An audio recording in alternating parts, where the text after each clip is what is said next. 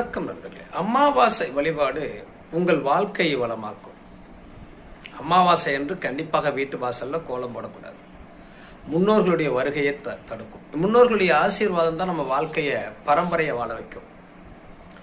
அப்ப அன்னைக்கு என்ன செய்யலாம்? காகத்திற்கு அகத்திக்கீரை வாழைப்பழம் கொடுப்பது, சரி, காகத்திற்கு ஏல் கலந்த சாதம் வைப்பது, பசுவிற்கு வாழைப்பழம் அகத்திக்கீரை கொடுப்பது. அமாவாசை அன்று சூரியனும் சந்திரனும் ஒன்றாக இணைந்திருக்கக்கூடிய நாள். சிவபெருமானுக்கு பில்வத்தால் அர்ச்சனை செய்து வழிபாடு செய்து கொள்வது முன்னோர்களுடைய ஆசீர்வாதத்தை நமக்கு பெற்றுத்தரும்.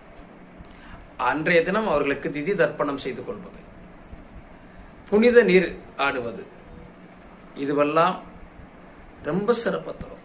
அன்னைக்கு நம்மளால் முடிந்த அளவு அன்னதானம் செய்வது, இதுவெல்லாம் முன்னோருடைய ஆசீர்வாதத்தை